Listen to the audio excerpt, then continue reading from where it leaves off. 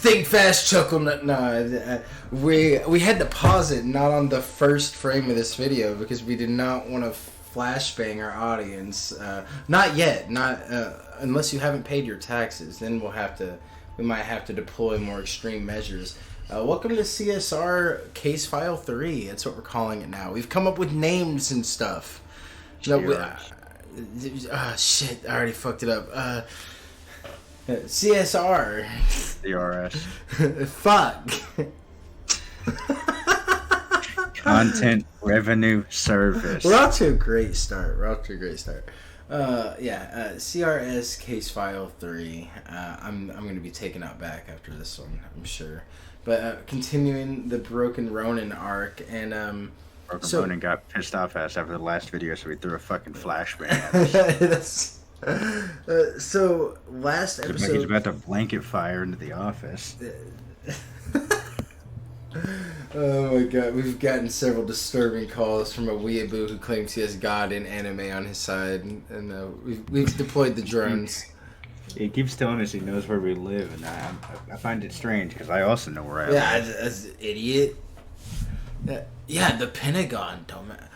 Alright, so we're continuing the Broken Ronin arc. Last time we left off in the exciting episode of Dragon Ball Z, we did his first video, and before that we did his most recent at the time of opening his file. It was his most recent. This one is his most popular one by, I think, a pretty wide margin. Let's go ahead and take a gander at her. Sorry, everybody. Yeah, so this is 1.4. The next is 798K. And also, I'm a dark mode enjoyer. Oh no, I'm subscribed to ER. No, cancel me. Anyway, he's canceled, dude. But yeah, so this is his most popular video by far, nearly double his second closest. And the title, I think we can all see, is Why Yuta versus the Disaster Curses Isn't Close. Now, we're really just getting to another power scaling video. I really enjoyed the break last video, where we're kind of getting to talk more about characterization, when we were allowed to talk about anything,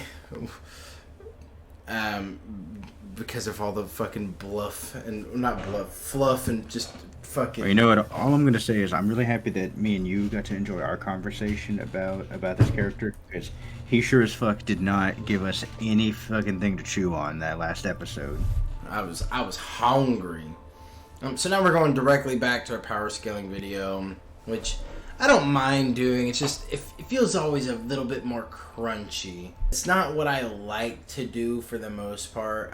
It kind of depends on my mood, but for the most part, I enjoy talking about the characterization or, interesting choices that people make in certain situations. But well, what it's going to get into is, like, whenever we're discussing these power scaling videos, you guys are going to get a little bit bored with us because we're going to go, character has this feat, character can do this thing, he has this power versus this. It's going to be a lot more cut and dry rather than having a very more varied conversation when it comes to the elements of these characters, rather than just their power lets them do this, here's how they would do in this situation. Like, there's less of a conversation there and more of just talking at the wall. Now, what I think is interesting about this conversation is Yuta was around when most of the disaster curses were in the story. I mean, he was on his way to Shibuya or near Shibuya, because after the Shibuya incident, he was near enough to get summoned by the same people that Gojo has appeared to when he claimed or declares he's going to kill Yuji himself. So he was coming back from Africa. Right, yeah. But I think what makes it interesting is we're obviously not going to be taking that Yuta.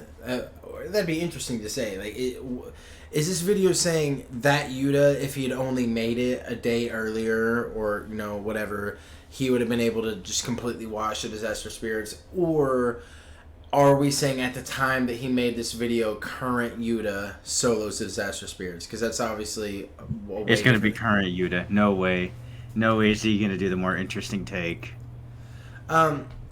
Now, I am willing, and this is where we're going to get into just me not liking Yuta a whole lot, and he used to be my favorite character, but the more that gets done with him, the more I'm starting to notice a pattern where he's definitely one of Gege's favorites, and with all of Gege's care and concern about, I needed to remove Gojo from the story because he was a plot device and he was really hard to write around and everything. He seems completely willing to just give Yuta a whole lot of buffs and not a whole lot of explanation for it, other than, well, he comes from a strong bloodline, tangentially related to Gojo, and there's a mystery with Rika, and yeah, well, guess fucking what, Gege, you did it again. Right, and then, I mean, we're going to be looking at, he just killed Kenjaku, and he's on his way, or he's arrived at the Sukuna fight, so there's a chance he kills Sukuna as well, which would be so lame.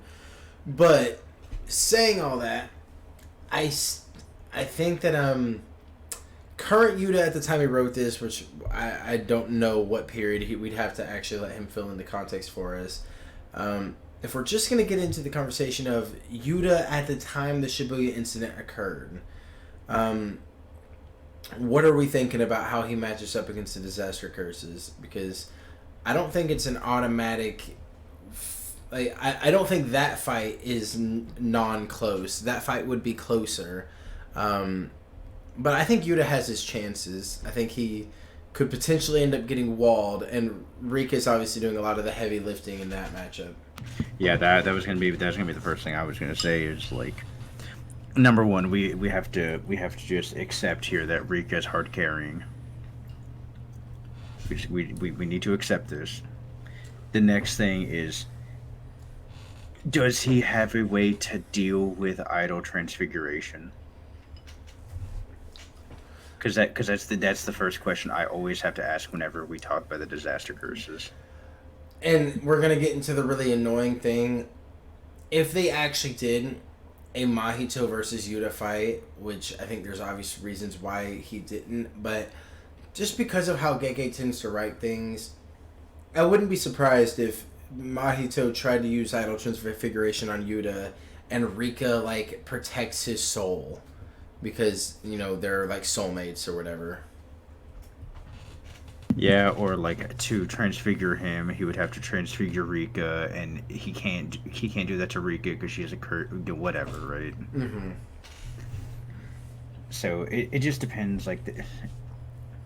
That's the part whenever I really struggle with these power scaling things when it comes to certain characters in Jujutsu Kaisen. Because you can tell that there are points in the story where Gege kind of throws his hat in the air when it's like, well, I don't want this character to die to this person, so a plot reason why this thing can't work on them. That, or I want this character to die in this situation because it'll be an emotional beat, but I don't really earn it.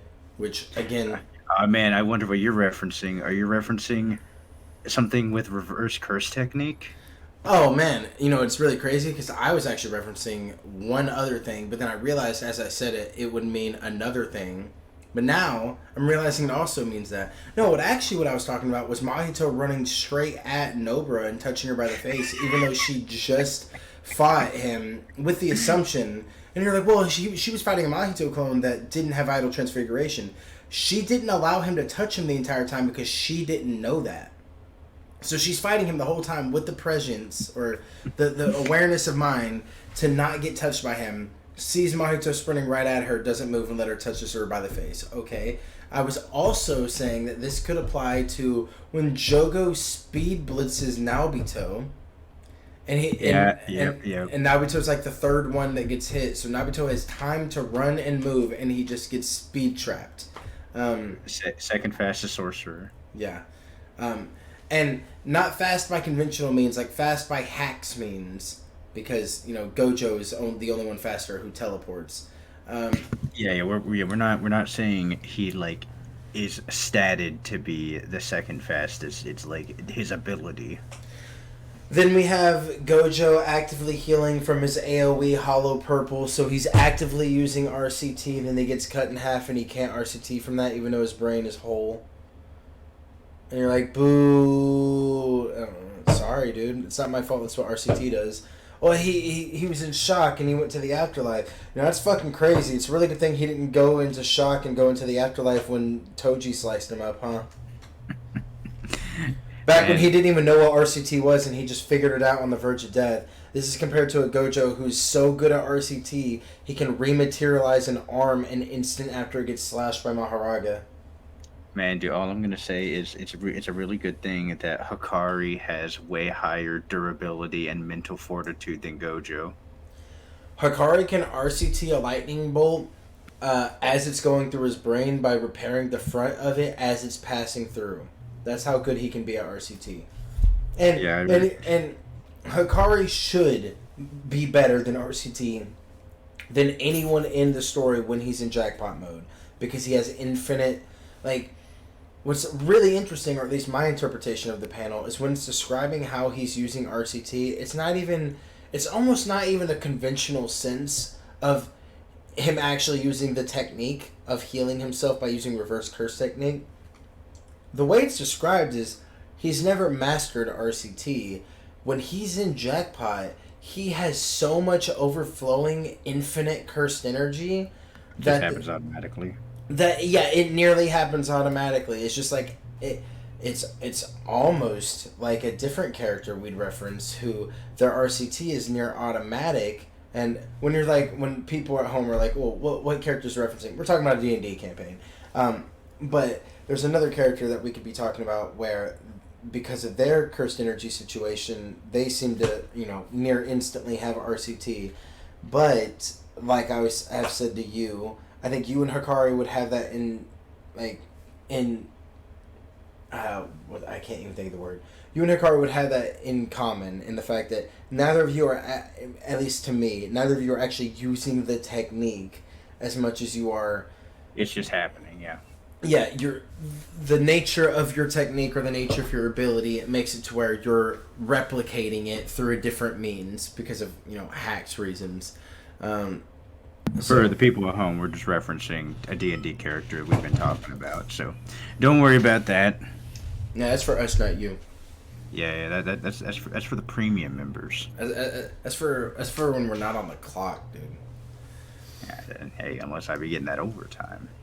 All right, well, but either way, honestly, so Mahito is really my only concern when it comes to the disaster curses. Like Jogo, it depends, honestly. Like, I feel like Jogo probably has, pun intended, I feel like he has the firepower. Mm-hmm. Like, I feel like Jogo has the damage needed. But even with the Naobito feat, I feel like he doesn't have the speed, Well, I think unfortunately for him, and this is going to be the hardest thing about it, is if he's getting jumped by all the disaster curses at once, it's going to be really difficult to protect the Yuta.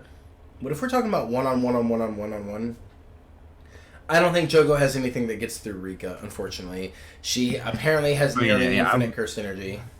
I was thinking one-on-ones. Yeah, if it's all one-on-ones, then I don't think Jogo, unfortunately, can do anything about Rika. His win condition would be trying to hit Yuta, and it would just never happen. He'd get Lazored. That's true. Hanami, no. Dagon, no. Like, Mahito's like the only opportunity, but even then, I feel like he gets walled by Rika. If anything, I feel like this is not why Yuta versus Disaster Curses isn't close. It's like why Rika versus the Disaster Curses isn't close. Which is James or Cosmos. I wonder why I view Yuta and Rika as very fucking uninteresting, because every fight between Yuta and whoever just comes down to, well, he can maybe copy more than just Inumaki's cursed speech, and he has a domain expansion that we haven't seen. But most of the conversation with Yuta just comes down to Rika's fucking really strong for no reason, dude. Yeah, but it's a really interesting point, though, whenever you think about it, because, like, you can draw a similar conclusion with, like, Gojo and Infinity. Yeah, but that's, like, a technique, and, like, it's how he's applying his technique in different ways. It's not like he's getting carried by something externally, like... See, I think that's what it is. I think if Rika was his technique rather than a cursed spirit just following him around. And I mean, again, we're coming down to Gojo has to have a combination of two different abilities that are hereditary in a clan that can only have one. You can only have one Six Eyes member alive at a time, just by nature of the ability. Like, it's very, very rare. Gojo just happens to be someone who's born with a combination of powers. He just got the lucky roll. Yuta is... There's this random fucking kid in Tokyo who just happens to be related to Gojo, but not closely related enough to where anybody who... You know, the Gojo clan would be constantly being very aware of who's in their clan and who's being born tangentially related that could have some power, because they're one of the great three clans. And even if it wasn't the Gojo clan, I think other interested parties, you'd be like, oh, a cousin of Gojo has like a ridiculous amount of cursed energy, because you can apparently see that if you're, see that or sense that if you're high enough level. I don't know. It's just weird that this random kid in Tokyo. Wait, you're telling me you're telling me he's related to the fucking Gojo? Oh yeah, and it looks like he has like a ridiculous amount of cursed energy as a child. But yeah, so he's far away related enough to where no one picks up on the fact that he's related unless you do some serious digging. But he's related enough to have such a substantial amount of cursed energy that when he sees a girl he loves die, he turns her into not just like a special grade spirit, nearly the strongest cursed spirit in the show, or in the story. We're about to have the King of Curses versus the Queen of Curses, and again, I just want to recognize, or I want everyone to recognize, Sukuna's kind of earned being the King of Curses. He became the best during the hardest meta. Like, during the Tier 0 format, where everyone is just FTKing, Sukuna became, like, the GOAT. To the point where he didn't even lose at the end of his reign. He just wanted to go into another era, or maybe he didn't have a way to be immortal, so he split his 20 fingers up, and... because there's some mistranslations where it says Sukuna was eventually defeated by sorcerers, but the actual story is that Sukuna has never been defeated. So he was the GOAT during the hardest meta in the Heian era, and then he reincarnates and immediately starts shitting on all the top tiers of our current era, including our guy Gojo, even though, like I said, I'm not exactly a fan of how that was done. Even though the girls on TikTok and YouTube Shorts don't want to believe it. Well, Gojo's probably coming back, just based on what we've seen recently. But I mean, I think it's even more telling with the way you even describe it. You didn't go Sukuna versus Yuta. You said the King of Curses versus the Queen of Curses. Like, well, that's all the I think memes that everyone's doing. I mean, true, but like, I feel like the memes really drive home what people's opinions really are. You know what I mean? Mm-hmm. Like, it wouldn't be that popular of a meme if there wasn't at least some nugget of truth to it, you know? Right. But I say all that to say that Sukuna has earned being called the King of Curses. Rika's just the Queen of Curses because she's really strong. She's just stronger than everything else she's ever fought, and she's got like infinite cursed energy, and she really loves Yuta. But I'm not saying this to sound derogatory or mean to the character. It's just, what has Rika, the cursed spirit, done other than just be born insanely, ridiculously powerful? Compared to Sukuna, who was once a human, who became a cursed spirit, and became the fucking GOAT. But I think that's enough preamble. I think let's have our boy Broken Ronin tell us why this is the case. Only a 20-minute intro. Yuta Okkotsu is by far one of the strongest characters that the series of Jujutsu Kaisen has to offer. With his massive reserves of curse energy, Rika Orimoto, and his copy curse techniques, he has risen to become a character boasting the title of second to Gojo. And in this video, me and my friend No Operator will be putting his strength to the test as we pit him up against the full might of the Disaster Curse Spirit. Does Yuta have the power to contend with 4 separate special grade level curse spirits, or would this be too much even for someone?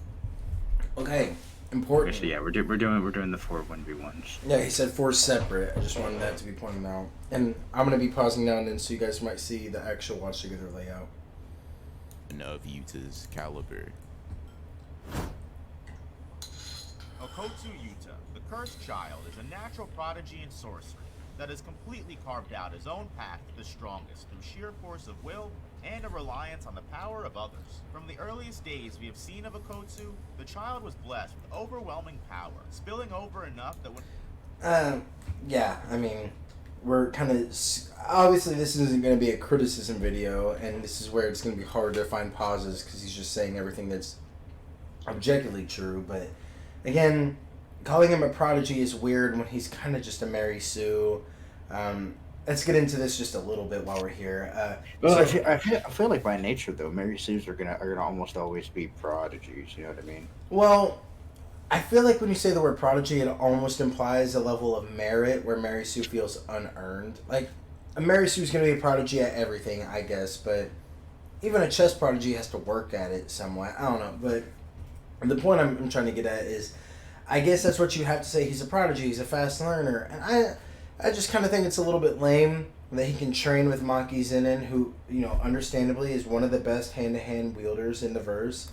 Now, of course, she's not as strong at the time she trains him, but trains with him for 6 months, and then he's able to, like, hand-to-hand fight Suguru Geto, who is a special grade sorcerer who fought alongside Gojo, and...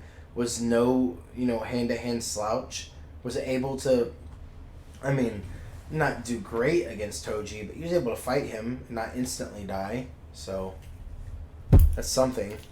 I don't know, I just think it's weird that basically a baby-cursed sorcerer was able to fucking 1v1 Suguru Geto, and it's just kind of because he was given every I don't know, it's kind of funny how the only character to use a katana ends up being a lot like Ichigo, huh? Hey, maybe this is why this guy likes him. Maybe he's super relatable. We're finding a theme. Well, he was once 15, so.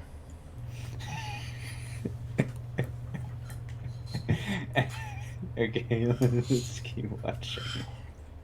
When his closest childhood friend died before him, his denial of her death led to a devastating curse being placed upon her, not only dragging her back to the realm of the living, but contorting her gentle soul into one of the most powerful cursed spirits to ever exist. Since Volume 0, we have seen Yuta grow into his strength fairly well, wielding his power responsibly and growing at an immense rate in short spans of time. From the moment he made a promise to change and protect the people who he grew to hold close, the child did nothing but excel, quickly becoming enough of a monster in close-quarter combat to rival Maki Zeni, and only following this feat by defeating a special grade... Yeah, isn't that lame, though, that, like, she has no curse technique. She gets nothing. Her exchange is that she's stronger and faster and good with martial weapons, and he's able to rival her after 6 months of training. Isn't that just kind of, like, fucking whack, though? Yeah, it feels really boring. Like, I'm really happy Yuta isn't the main character. I mean, and he was... I don't want to say he was supposed to be, but there was... I mean, didn't Gege literally say he was going to be the main character? I'm not sure 100% if that's confirmed or if that's, like, rumor, but I have heard that rumor is that Gege wanted him to be the main character, or he intended at one point for him to be the main character, but that could not be true. Hey, I'm just saying I'm thankful that's not the case, because I would not have picked up JJK if he was the main character. Well, I mean, I think Yuji... I hate to use the word, but Yuji's so much more of a relatable guy. I mean, here's a guy... 15. Well, I mean, here's a guy who has no powers in this world other than punch and kick, but because he wants people to live and die a good life, or, I mean, die a good death, I guess you could say, he is driven to help people. And... this is just a credit to Gege. I think it's a really creative way to open the series with, hey, here's our main character, he's being executed. It's like, oh, whoa. I mean, I'm immediately invested in this kid. I don't know this kid, but, you know, he seems to be not aware of what's going on. This creepy guy in a blindfold is just saying, you're going to be executed. So, whoa. And this bro's eating fingers? And like, what, huh?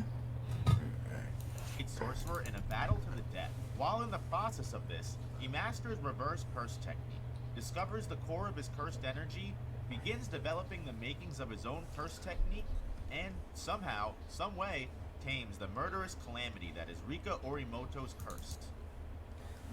I think out of all the things to say somehow, some way, it's kind of crazy to think that he didn't even really tame her. He just professed his love and kind of, promised to be with her forever, which isn't really like a power feat. It's more of like a mental thing that he was able to do. But he was able to figure out RCT in his fight with Suguru Geto. He's been a cursed sorcerer. He's known a cursed energy for like, at max, for being super generous, like a year. Dude. I'm in love with you. I really just like how Gege portrays reverse curse technique for a lot of characters. It really feels like he's trying to make a bunch of other characters do the Gojo thing and getting reverse curse technique like over and over again. I'm just of the opinion that regeneration has broken a lot of universes. I mean, what do they call it in Bleach? Like, it's something called like super accelerated regeneration or something like that. Something stupid like that, yeah. Yeah. And that broke the story for a long time until you had techniques that didn't allow for regeneration. Like, it just kind of turned into a playground. Like, I have the super force field. Well, I have the anti-force field sword. The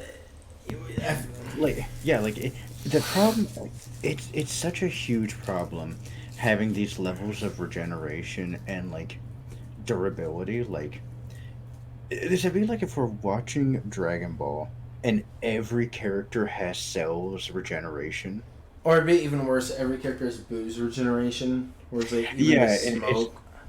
It's just like, all right, so people just die when the plot dictates, I guess. Shrug.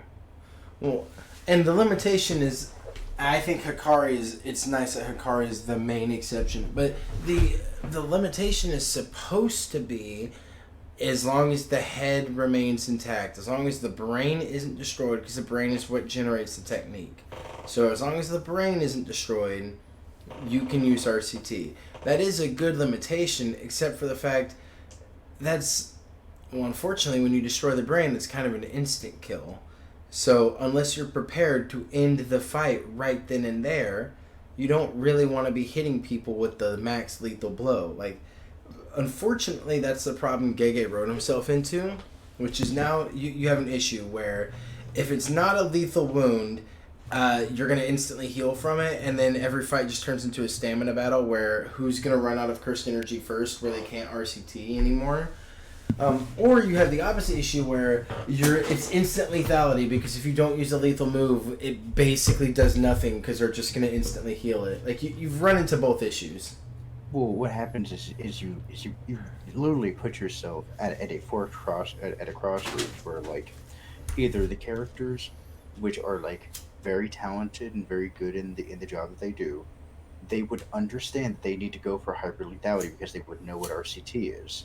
Yeah. So either they're as competent as they should be written, and they go for lethal blows and they end the fights as soon as possible, or you get to show all the cool stuff and cool techniques, and they go for lancing blows and they just go for normally fighting each other, which means that they either don't know what RCT is, or they're just actively ignoring it so they can fight longer, which would be fine if that was written in for the characters. But you have, like, when Yuta decapitates Kinjaku,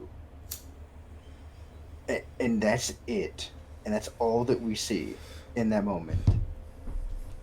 Yeah. It's like, what the fuck, dude? Yeah, the very next panel, like, the panel should be him decapitating him. Next panel is 7 slices up and down through Kinjaku's brain. Like, dicing his brain apart. Because here's the thing. If I'm Kinjaku in that moment, I'm instantly trying to RCT and heal Suguru Geto's body.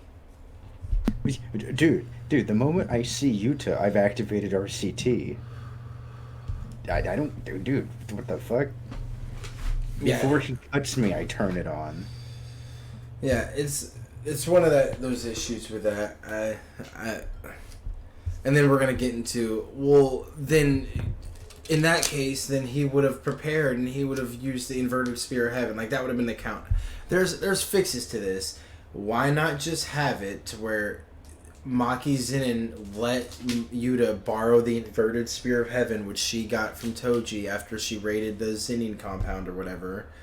So she has the inverted spear of heaven. She gives it to Yuta.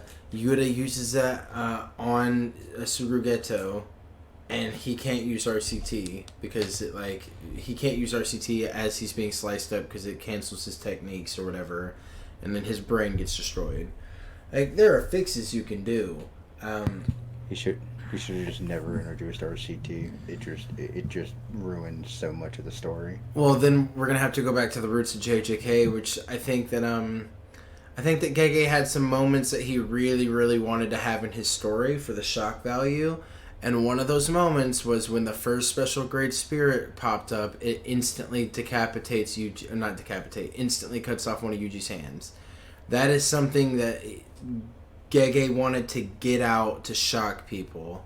And so he had to work his way backwards from there, where, okay, after that, Sukuna's going to end up taking over, and then when he does that, he's going to heal his hands, because we can't have Yuji go around for the rest of the anime with one fucking hand.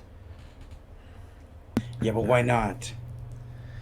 Coward. I think that if you're wanting to lean into Yuji being the hand-to-hand guy, I don't think that you cut off one of his hands.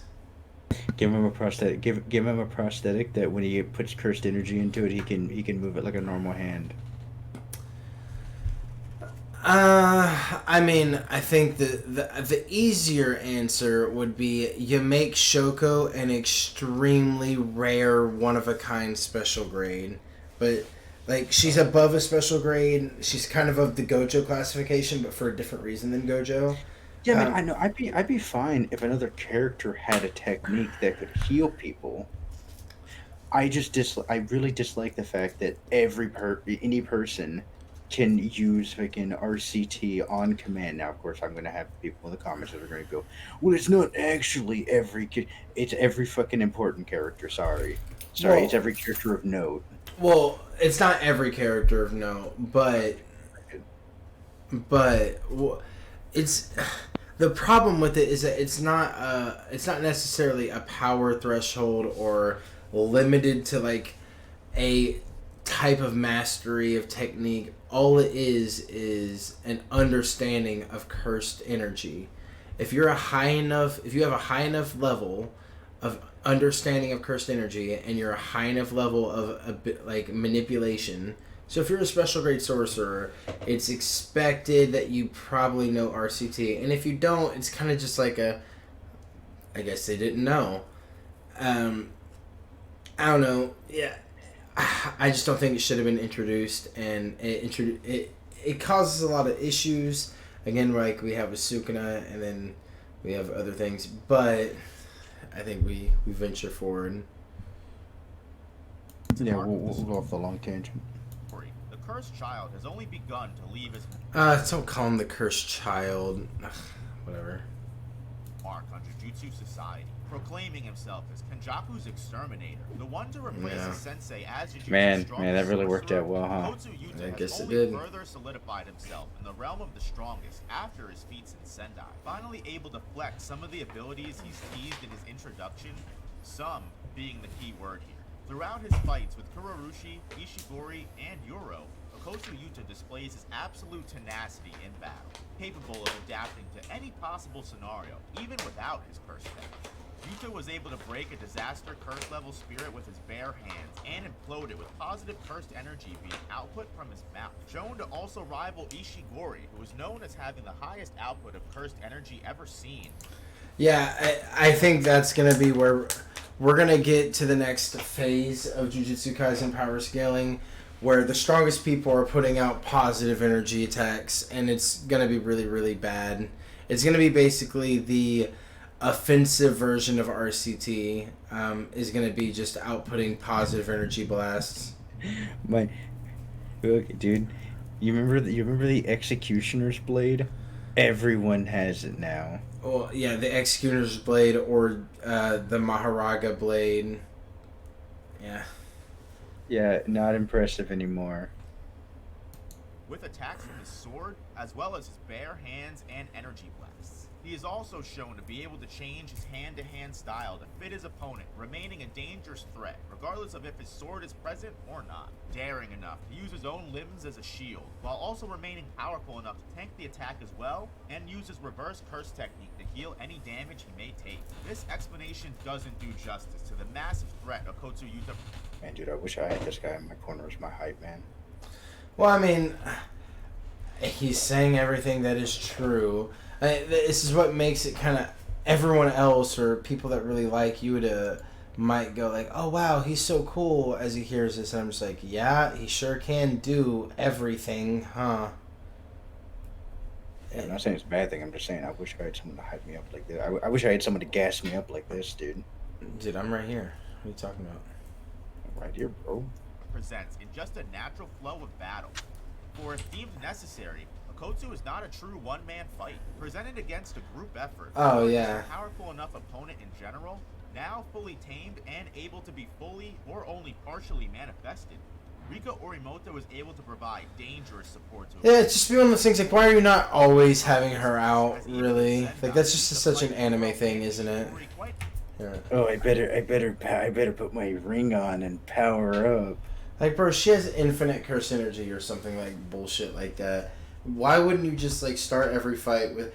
Dude, and maybe this is just why I'm not an anime character, among other reasons, but I feel like if I have if I have a being that has, as far as I'm aware, no limits to their curse energy, and I'm not fucking fighting you myself, dude. I have a guy for that.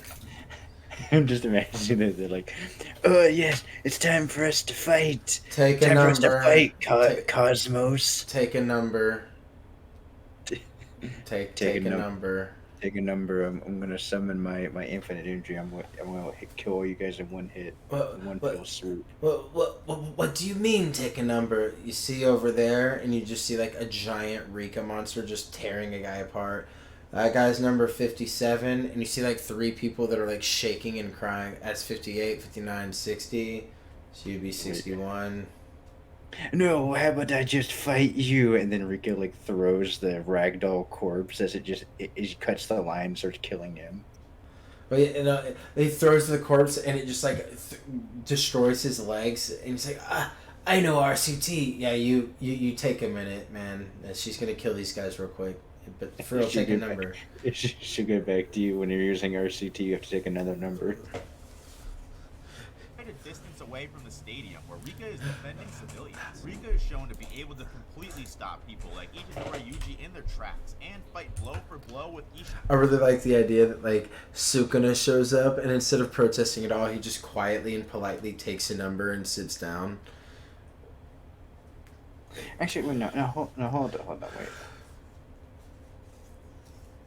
Is Yuta his first name or is Okkotsu? Yuta is his first name, Okkotsu is his family name. Okay, well, why did he say the opposite for Yuji Itadori? Sometimes, this is the problem with YouTubers that do this, but sometimes they say Okkotsu Yuta, sometimes they say Itadori Yuji, sometimes they say Yuji Itadori. They do it back and forth because sometimes they think saying it the Japanese way sounds cooler or whatever. Like, I wonder if he says it just to, like, break up the flow of it, or if he didn't think calling him Yuji Itadori would, like, sound better in the script right there, or do you think that was just, like, him naturally saying that? My guess is that he doesn't, like, especially when it comes to a Yuta video, he probably looked at the script and goes, I have the word or the phrase Yuta Okkotsu, in the script, like, 57 times. Why don't I give it some synonyms? So it's probably why he says the cursed child at one point, or the boy. Yeah, also, it would also make sense. He's talking about Yuta using a lot of Y's, so you're talking about Yuji, call him Itadori first. Yeah, so we see a lot of back and forth with YouTubers like this where they sometimes say it the American way, sometimes say it the Japanese way. I just kind of tune that out. We'll see the same thing if we ever watch like a Naruto video. They'll go like Naruto Uzumaki or Uzumaki Naruto, or same thing with Goku. Sometimes they say Goku, sometimes they say Son Goku. It's just something that I just noticed when we're watching this. Like I don't watch a whole lot of videos like this, so like hearing the changeover for it's a little bit jarring for me. Yeah. I mean, nothing for me to talk bad about him on. Just something I noted. Yeah, if I had to guess, it's just to break up to make it less similar sounding. Shigori Ryu. Oh, we both hit play at the same time. That's awesome. You missed hit play. Shigori Ryu, albeit having a limit for the amount of damage she can take. And if for some reason, if none of this is enough, Okkotsu Yuta is still able to fully unlock his potential through synchronization with Rika, in where he will gain access to his full storage of cursed energy, his copy curse technique, and an arsenal of curse tools. His already boundless cursed energy growing even larger in size, while his weaponry possibilities extend greatly.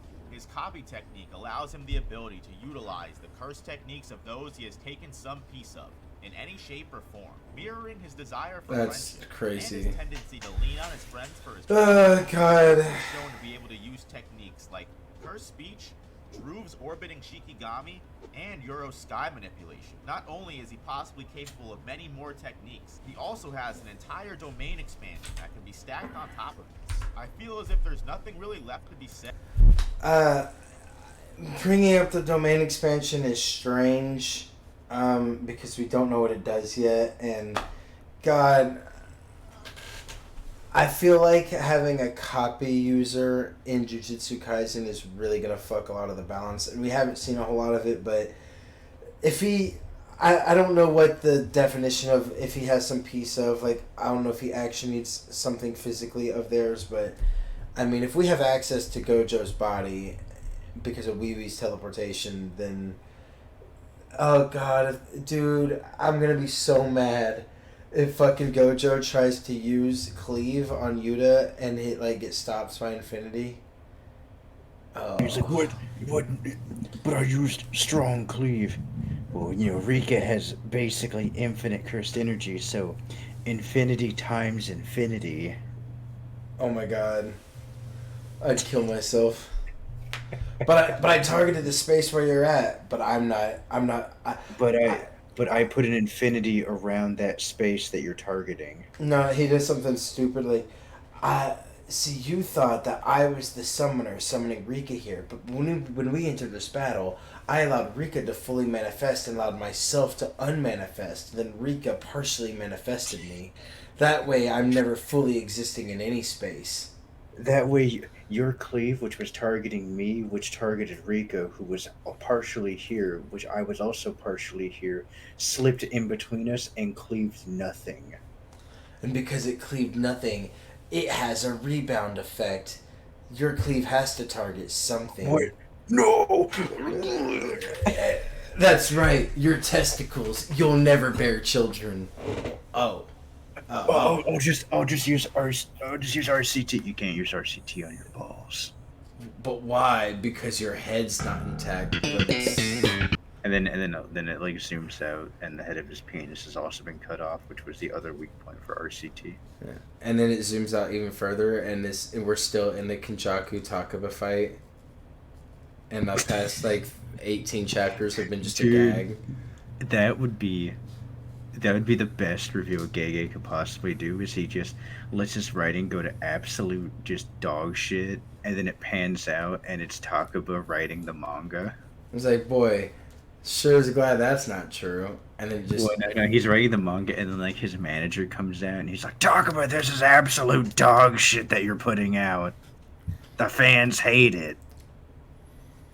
That'd actually be really funny. Like, and what would make it even funnier is if like they have this as a backup file, and then like the studio is like, Gege, if you ever fuck up, we always have Plan Z. He's like, no, we always have Plan T. No, I'm not doing that, dude. Come on, man. Just talk about what I think would be really funny if Gojo came back, man. No, please.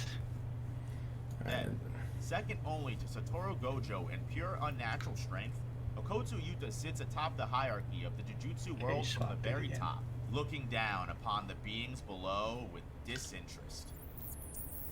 I've scaled the Disaster Curse spirits in great detail on the channel before, but I'll give you all a very quick rundown of what these characters can do.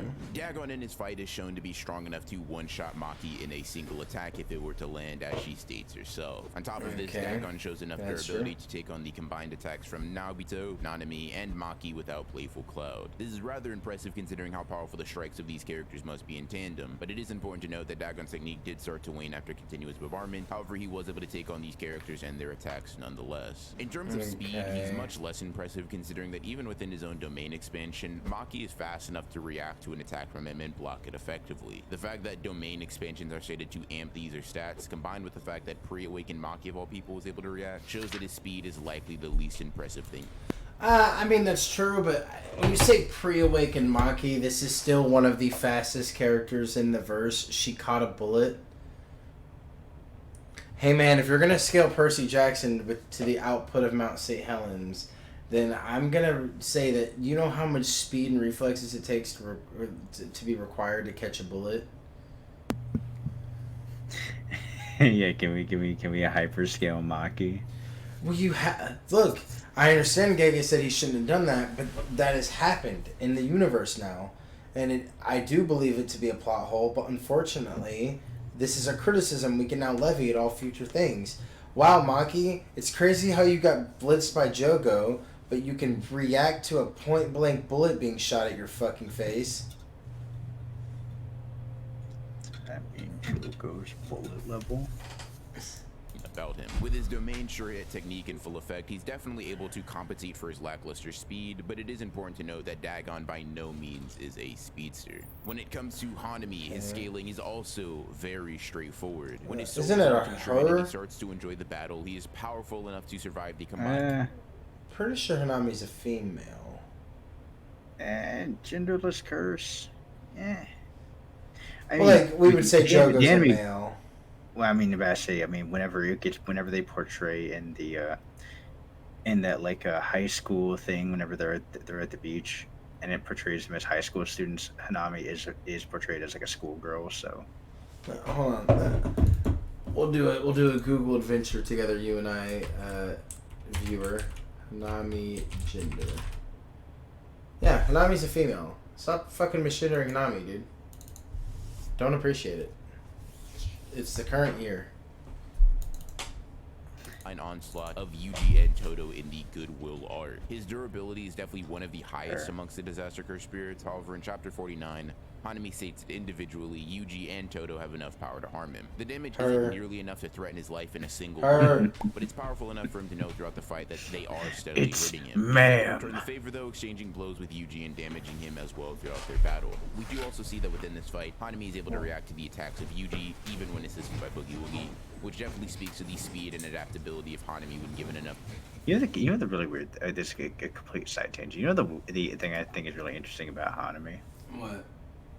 Like, even though the character doesn't really have a whole lot of like traits to portray, like you look at Hanami just on base, and you're like, I probably would be like a dude spirit. But like, isn't it interesting how it kind of gives like a feminine like aura to it? Well, I mean, the thing that really makes it feminine to me is just hearing the voice acting, because I watched season 1 of the anime before I read the manga. So I heard the voice acting, was like, oh, it's a female voice, and it uses like nature and flowers and stuff. But in terms of its design, I really like Hanami's design, how it looks, but I definitely wouldn't say it gives off a female aura. It looks like a male spirit. I don't know. Maybe I just got that feeling from the first time I looked at it, but I always got kind of more feminine energy from it. I don't know why that's the case, but. Maybe it's because it usually has a flower growing out of it. Maybe. Enough time to analyze his opponent. In terms of techniques and general hacks, Hanami isn't that crazy, really only possessing wood and nature manipulation. He does possess those cursed energy draining buds, which can be useful in a fight. However, if the opponent is intelligent enough, they'll just shut off their cursed energy so it isn't drained. On top of his innate technique, we do know that he possesses a domain expansion and domain amplification, which under the right conditions could prove extremely useful. Moving on to Jogo, we see that he is definitely the glass cannon of all the curses. Stated to be stronger than Hanami in the chapter 51 extras, we know that Jogo at least least has enough output to hurt someone like Hanami. But in the same breath, it is confirmed that Jogo's durability is much lower than Hanami's. Rather than rely on being very tanky in battle, it's in character for Jogo to hit his opponents fast and hard, shown perfectly when he attacked Nanami, Maki, and Naobito directly after leaving Dagon. Yeah. Looking for Jogo's upper scaling limit, however, I mean, yeah, we should mention his speed feat there against Nabito, but okay, to his fight just with kind of glazed Sukuna and over the that. several statements that place him I know. Before we scales him, are we gonna get the beautiful line of saying he's mountain level because his domain expansion is the Iron Mountain? Well, I mean, depending on how much output that volcano puts out, it could be planetary level, dude. Is Jogo Percy Jackson level? Does he have the damage output to kill Ares? We'll never know. vaguely above the level of three-figure Sukuna in terms of strength. Using both of these pieces of information, we can determine that Jogo's maximum meteor has output that could harm Sukuna if it hits, and Jogo's speed should be like that of Sukuna with 3 fingers, which is pretty impressive to say the least. Based on Dagon's statement, he should be below the likes of 2-armed Naobito, and I think the fact that even 1-armed Naobito's speed caught him off guard should somewhat attest to that. Just like Hanami, Jogo that manga panel actually makes it look like there's a little bit more of a scuffle between him and Jogo than there was in the anime.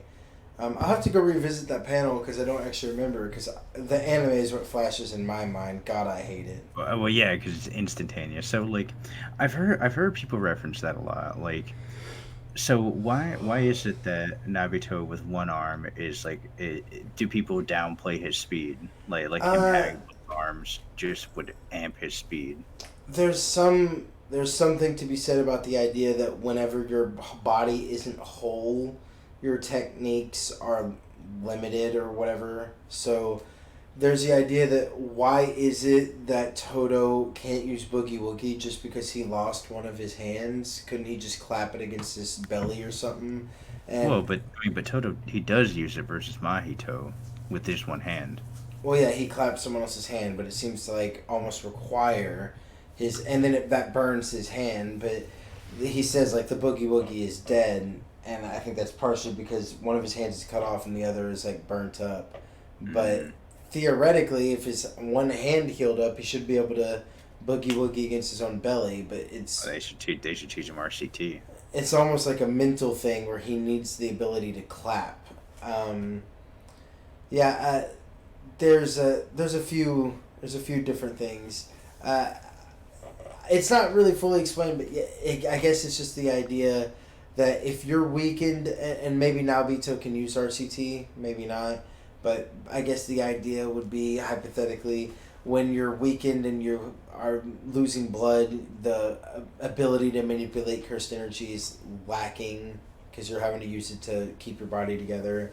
There's also the idea that when Sukuna takes out his heart, or takes out Yuji's heart, he is significantly weakened because that limits his ability to manipulate cursed energy, and that's why Megami doesn't just get instantly fucking folded. Partially because Sukuna's toying with him, but he is weaker with the lack of his heart. Okay, I didn't know if there was. I couldn't remember if there was like actually like a tangible reason, or if it's just like conjecture. Yeah, I don't know if there's something concrete, but we have seen examples of people just stating they're weaker because they don't have a hand, or they're weaker because they're, of whatever state they're in. Both a domain expansion and a domain amplification. However, Jogo in character seems to be too intimidated to use a domain against an opponent vastly stronger than him. Whether or not this would apply to Yuta is something that me and No Operator will be determining later in this video. But before we get to that, I need to talk about the cursed spirit that will present Yuta with his biggest troubles. Mahito. Well, I mean, now Mahito's let's just get into the idea that it's not that Mahito presents Yuta. Like, phrasing it like that makes it sound like it's almost a matchup thing. Mahito is just the big wall. He's the strongest of the disaster spirits because his ability is... It's kind of like reverse Gojo. Gojo doesn't allow you to touch him. It just doesn't allow contact. While Mahito, if he touches you, it's over. Yeah, exactly. So... Mahito is the wall of the disaster spirits. He's the thing you got to get around. And that is what I'm interested. I mean, I am interested to hear because they seem to have gone through more of the manga than I have, at least in terms of research. It's been a minute since I've actually gone and looked at these earlier panels, so I'm interested to learn. I hope that we see. What I'm more interested in is how the logic is used to power scale things, or how we are using the feats to power scale things, rather than relying on my own my own knowledge base on the references themselves. I'm hoping they're going to provide the references and then use logic that I can then, see if it's flawed or not to get to their feats and their power scaling. Yeah, what we're trying to do right now, we're trying to see their work. We're trying to see the functions, and we're trying to see what they use to get to the answer that they get to. Okay. Scaling is super simple in both base and in his true form. For base Mahito scaling, we know that he is above the likes of Yuji and Todo in speed. This is confirmed several times as he shows the ability to consistently react to the tandem attacks of the brothers, and even respond with attacks of his own. I like calling the brothers. I'll give you a point for that. To his technique, but Mahito shows feats that place him undoubtedly above Todo in combat, like reacting to and beating up Yuji, who is able to react faster than Todo here. In terms of AP, he's also very straightforward in base. He can harm Yuji with his base level attacks, and when anti-black flag. I guess when it says AP, it means attack potency. I was a little bit like, huh? AP like in League? Like reacting to and beating up Yuji, he was able to react faster than Todo here. In terms of AP, he's also very straightforward in base. He can harm Yuji with his base level attacks, and when anti-Black Flash, he can almost kill him in one shot. Mahito's durability... What'd you call it anti-Black Flash? It's just Black Flash. It's not an anti-Black... I mean... No, I thought you said amped by. Oh, he might have said that. I might have misheard him. Let's roll it back. He's able to react faster than Todo here. In terms of AP, he's also very straightforward in base. He can harm Yuji with his base level attacks, and when anti-Black Flash... Oh, amped, yeah, okay. Mahito's durability while in base isn't something that is super highlighted, but I do think it's worth noting that while Mahito didn't tank these, he did take several full haymakers from Yuji throughout their entire bout without dying, which is... Well, okay. Saying that Mahito's durability isn't something like too crazy to talk about. You cannot kill Mahito unless you can hit his soul. Mahito has crazy durability. He's got among the highest durability. Well, the thing is, I personally am not among the belief saying that Mahito has really high durability.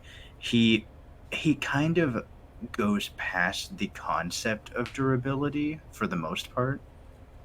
Well, when we're talking about, I mean, we could use a different word, but when we use the word durability, it just means how hard is it to kill you, and Mahito's got to be one of the hardest in the series to kill. Unless you can target his soul, you're not doing damage to him. So unless you're like Yuji or Sukuna, like one of the rare people that can actually differentiate and target someone's soul, you're just not killing Mahito.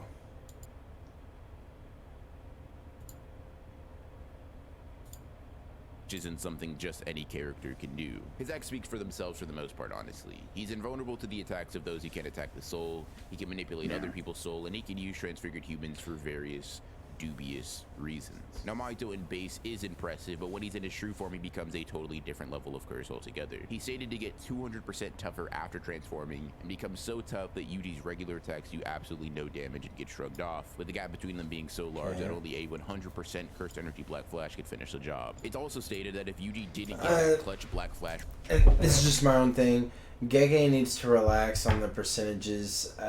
My eyes instantly start glazing over when Mahito's saying some shit like, I'm at 20%, and both of their souls are at 80 and 60%, but because of those Black Flashes, they're amped to 120. It's like, guy, bro. I'm not getting out the fucking calculator.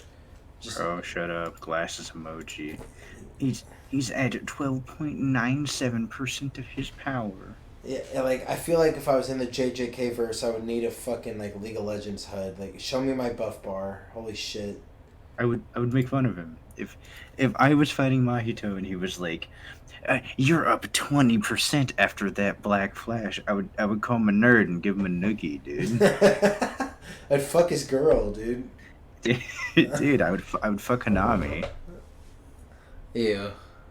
Right before Mahito transformed, he would have been torn to shreds, meaning Mahito likely scales above this Yuji in just about every stat when in his true form. In terms of hacks, this Mahito is definitely less versatile than his base form in exchange for just raw, indisputable power. He does still have the ability to transfigure people through his hands, however while in that form he cannot change shape through the use of idle transfiguration. He does...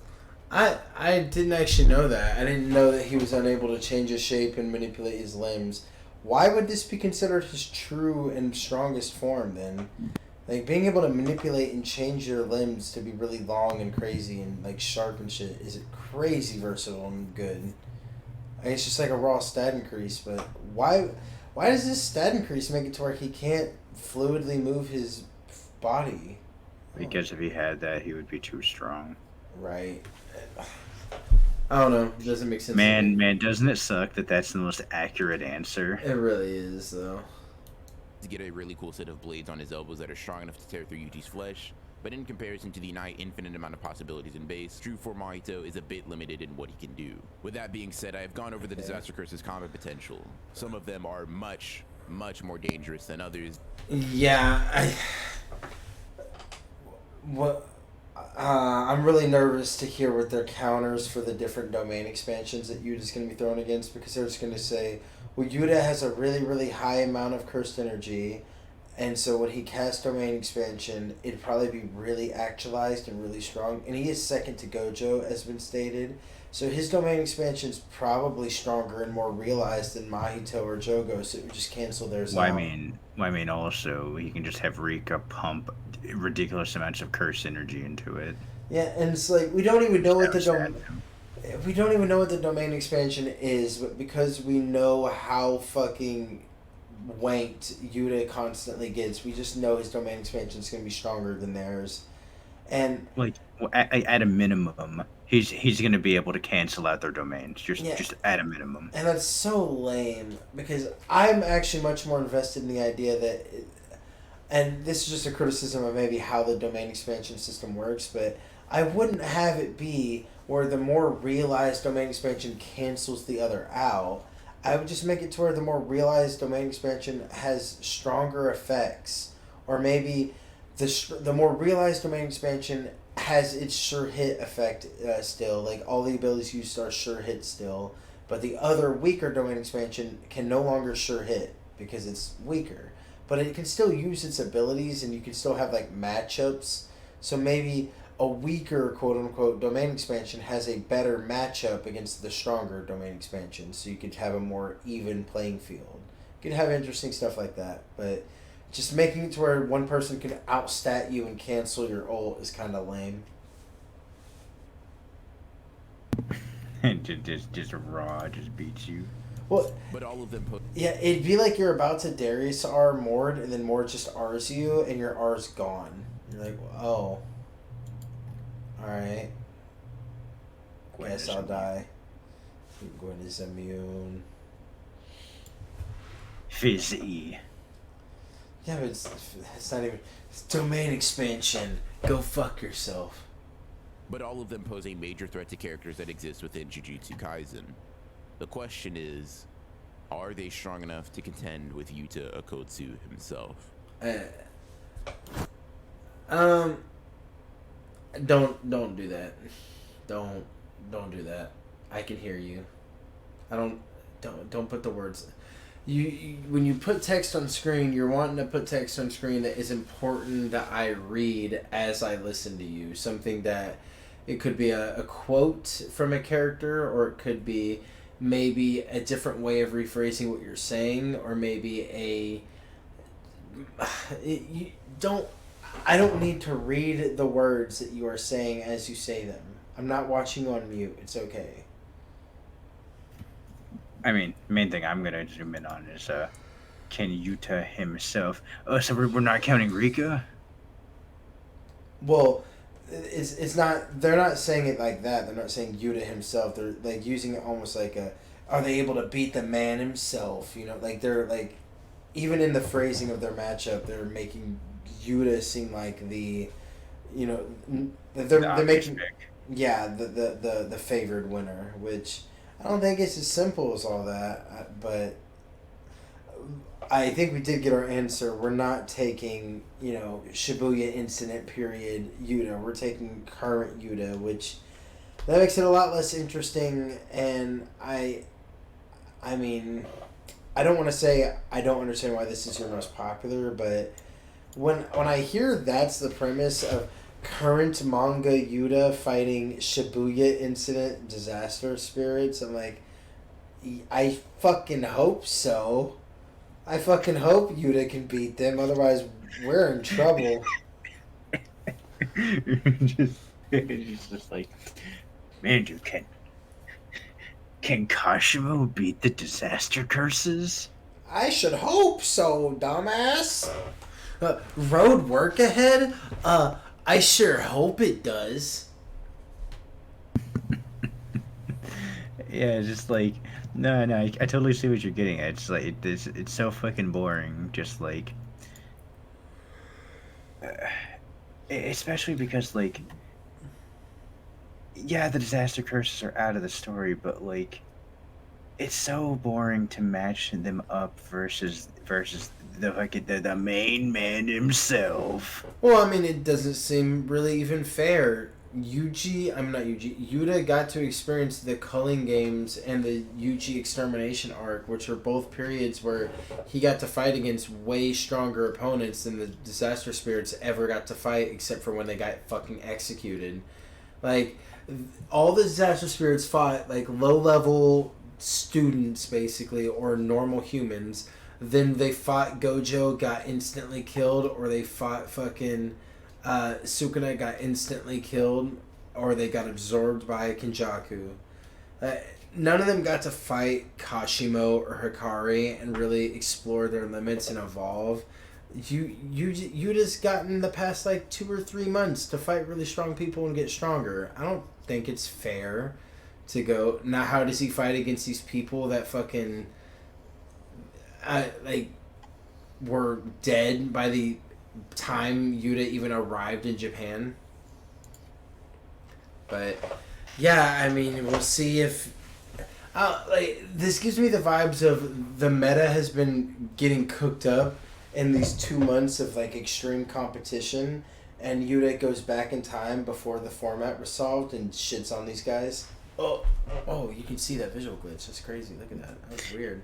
Oh man, guys, look how good I am. Look how good I am. I beat M2K at the beginning of fucking Melee. Oh, that would be crazy because that guy was in his basement grinding still. Dude, I don't know. I don't know if I could go beat Prime M2K even back then in the day. That boy was in the lab. Anybody else, I'd be like, yeah, I could beat. But that guy is autistic. Bro was in the lab.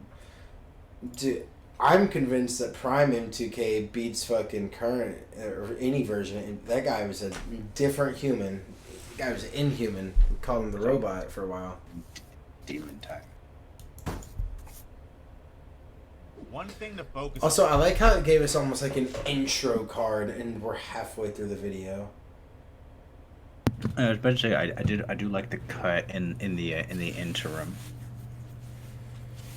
Well, it's not even a cut. Like, look, he's like he's doing the whole title of the video now. Question is, are they strong enough to contend with Yuta Okkotsu? See, like this is almost like here's the premise of the video, So, and then we do like a cut. Well, yeah, that's what I'm saying. You have like a direct like interim section between the 2 parts of the video.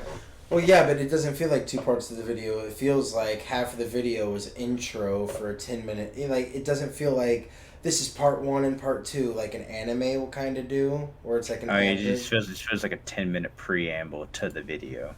Well, yeah, like if I was watching this video and was not aware of the time code, and someone goes, "All right, that was a 10-minute intro. How long do you think this video is?" I'm like, "Oh, probably like an hour long. Probably like maybe an hour and a half long." It's 20 minutes. You're halfway through the video. But why is it's weird? It feels weird to me as a viewer to be halfway through the video and feel like I just got to the video.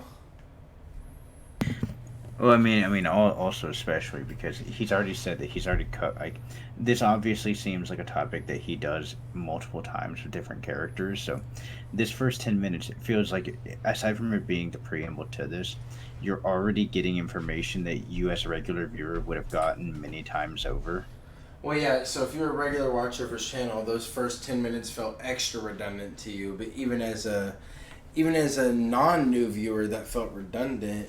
And yeah, I will say, I've scrolled enough through his channel to know that this is a series of his, where he'll do why X versus X character isn't close, and then talks about how one character no-dissed the other.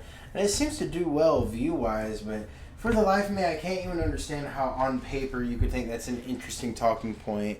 Like, you're not doing, a close fight between two characters where it's like a really ability-based, and we can talk about all the different ways one might beat the other, but situationally. In this, it's just like, let's just talk about a stomp scenario. It's like, that's... why me versus my 3-year-old niece isn't close. I don't know. It just doesn't sound like an interesting topic, but... Can the 3 girls stand up to the main man himself? Can those 2 girls with a smartphone fight Sukuna? Can they stand up to the main man himself? Why Sukuna versus the 2 kids from Yuji's After School Club isn't close?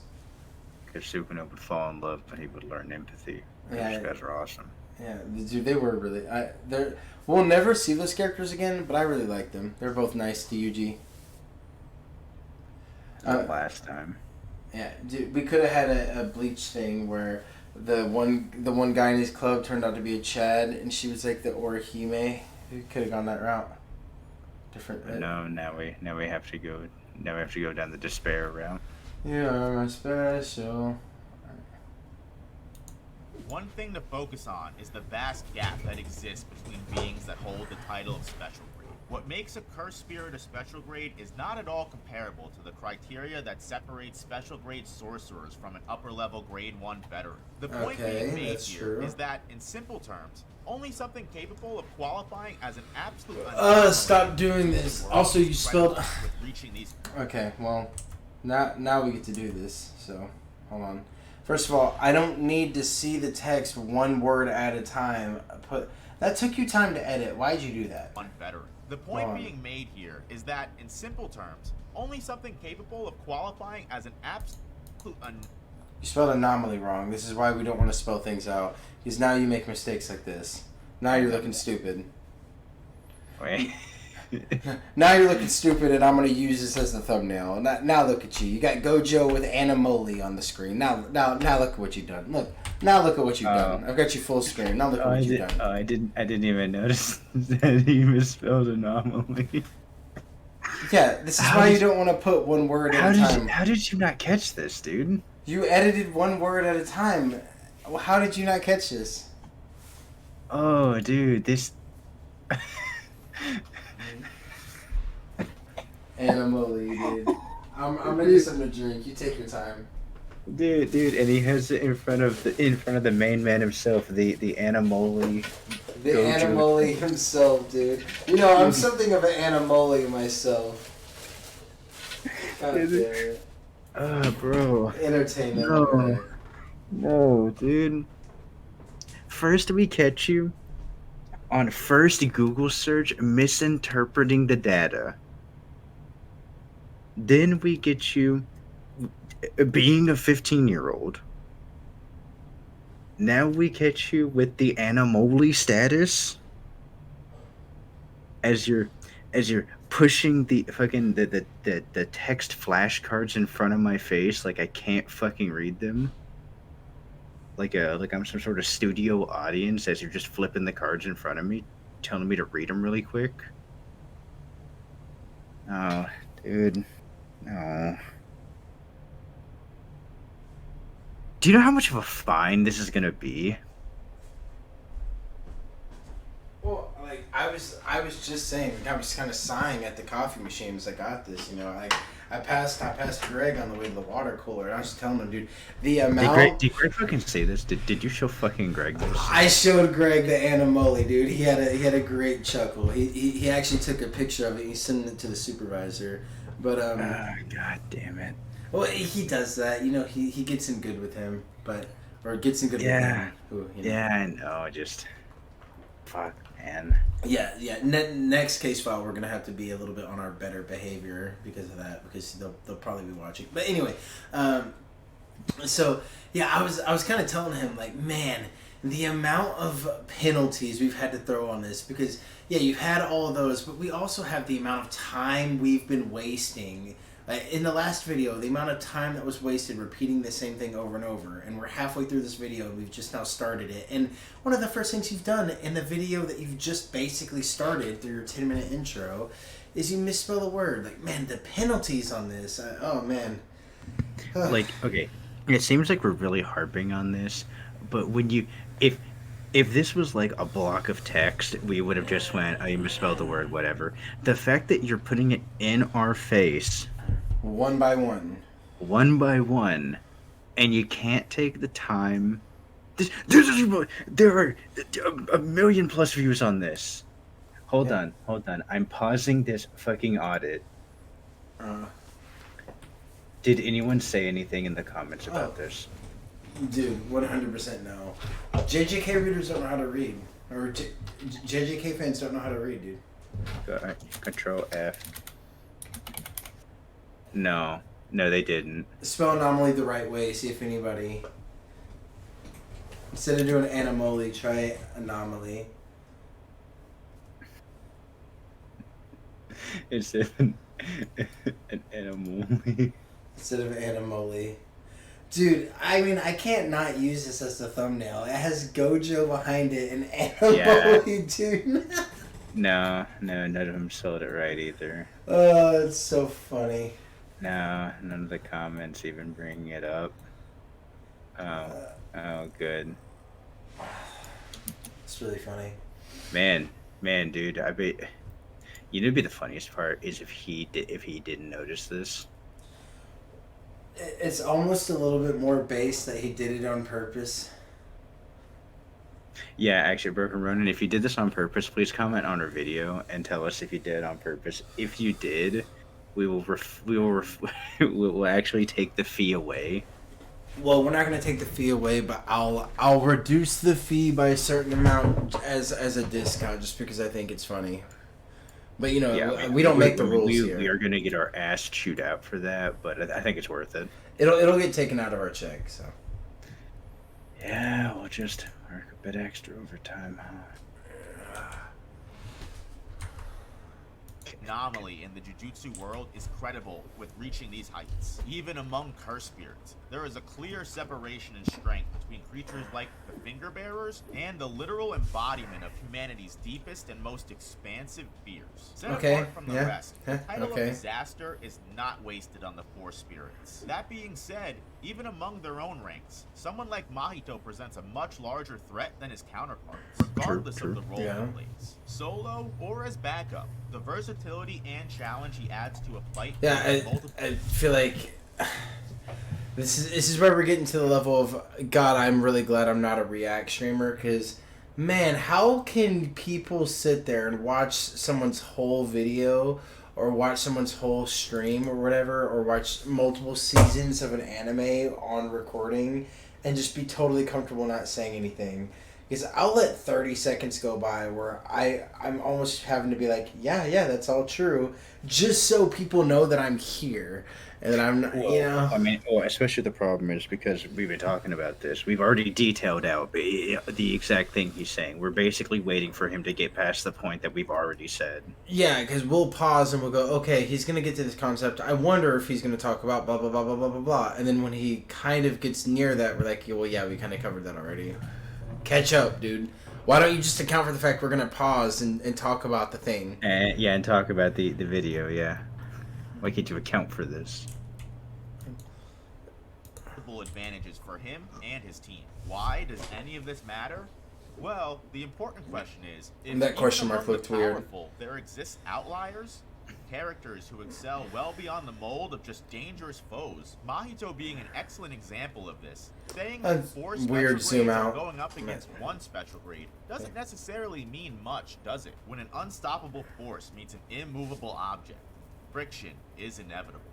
Okkotsu Yuta, an absolute monster, who as described earlier, thrives off his ability to adapt to others around him, especially his opponents, holds enough merit to present each disaster curse a significant threat, despite every difference in fighting style and technique. Okay. Against Dagon, while perhaps Yeah, I'm interested to hear the Mahito argument, really. Offensive power, as Ronin mentioned before, against someone like Yuta, the lack of Oh. speed would present Dagon with a proper challenge. Okay, alright. Broken Ronin. How do we square this away, Loach? This is technically no operator doing a collab with Broken Ronin, but on Broken Ronin's channel. So that anomaly thing, like, this is why it was cut in half. So now I'll actually say, I'll take back my intro being 10 minutes in criticism back. It actually is 2 halves, 1 half being Broken Ronin, 1 half being no operator. And then Okay, so the first half was that no operator? no, the first half was Broken Ronin. This half is no operator. Oh, all right. Well, no, you know what? Yeah, this is unprecedented. This is a double audit then. Well, that's what I was gonna say. I am gonna take back my criticism about the intro because that was just inaccurate. These are 2 halves. However,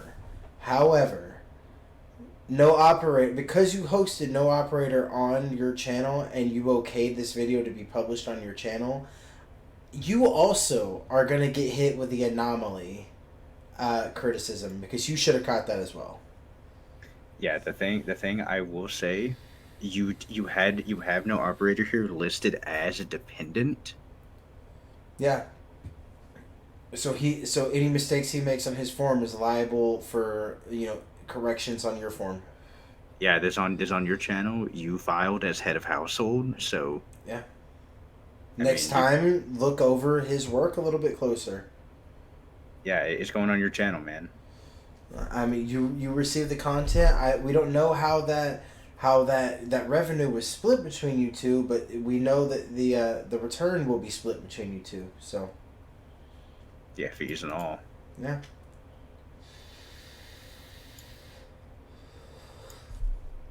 Dude, starting off the first audit with a double audit in the 3rd case file. I can't believe it. That means we need to add no operator to this list then. Oh, but he's another anime one. We'll have to.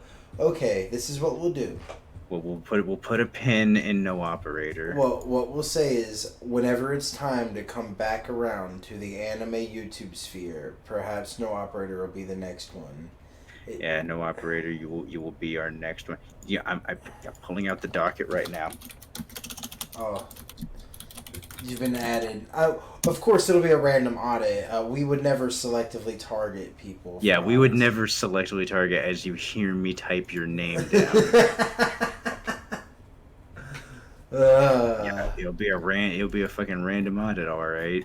You know what? If you want to complain about the targeted prosecution, no operator, you can contact our customer service line. You will be put on hold for 94 hours, but after you get through that first hold line, yeah. And you have to be aware there and present for the whole 94 hours because we might pick up earlier. Well, yeah, because you're gonna be prompted at random times to press sequences of numbers that are going to be random. So if you fuck up once, you have to do the whole call over. Yeah, if you mess it up, it would just auto disconnect you. Keep up with the prodigy. Although Dagon's water manipulation does pack a punch, as shown in his first battle with Kurorushi, Okkotsu's cursed energy output is able to contend with almost any force, whether it be with weapon or skin.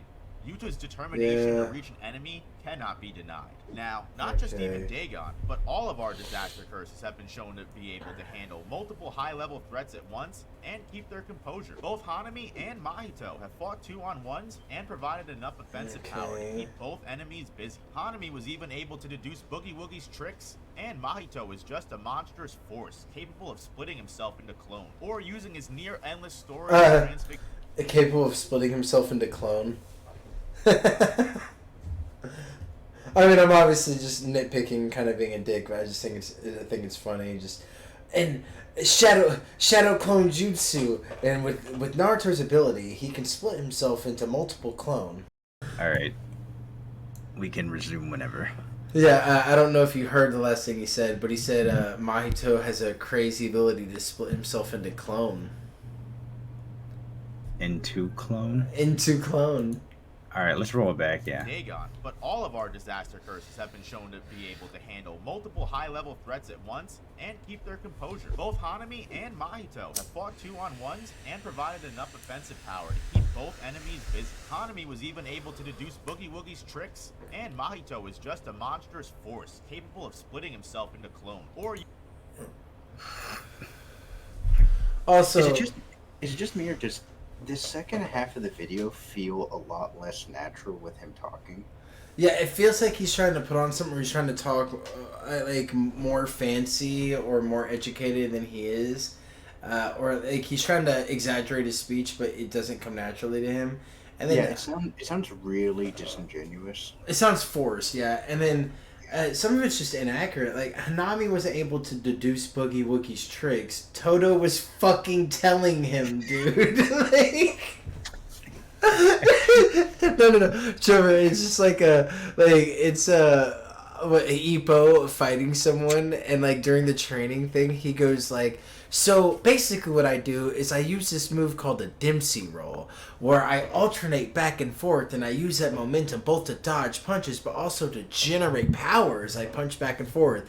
And then later on in that same episode, that guy goes, I've deduced how that Dempsey roll works. And then he says all the same shit that Ippo said. He's like, you didn't deduce it, dude. Yeah, it doesn't even have him quote it. It just flashes back to him taking notes and nodding as Ippo tells him. Like, him just going, and then it does, okay, got it, thank you. And then it cuts back and he's just smirking. What an idiot! I've easily deduced what his It's even just like, it's like, what an amateur. He allowed me to deduce his special technique.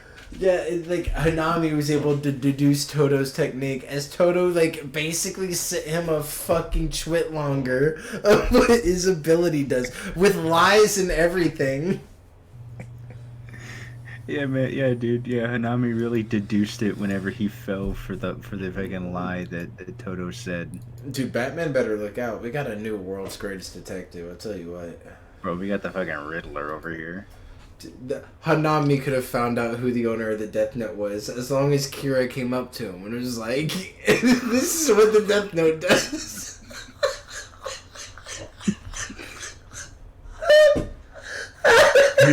Here you are, Tree Man. Here's the Death Note, and here's how it works. And if I had the Death Note, here's what I would do in this order, especially if I was this kind of person. And here's the last news broadcast where all those things I just said happened. Who do you think Kira is? And Hanami goes like, "Is it you? Fuck. What? What? All the colors invert. How could? Yeah. How could he have figured it out? Wait, no. It's possible. It's possible she doesn't actually know, but she's claiming that she thinks it's me to see if I get a reaction. The real Kira would freak out and start getting defensive. Why would you think that I'm Kira? That's funny, Hanami. It cuts to Ryuk as Ryuk's staring at Light, and he goes, "She's figured you out, Light." Shut the fuck up, Ryuk. I guess your plan wasn't as good as you thought. Then it cuts to Hanami, and then Hanami's like, well, if you say that you're not Kira, then I guess you're not Kira. They don't call him the world. I mean, I really appreciate you saying that. Colors invert again. Yes, I did it. I've won. I have won. You fucking deduced, alright, bro. And just, yeah, I'm really glad Mahito can split himself into multiple clone. You know, I hear Naruto can also make multiple clone.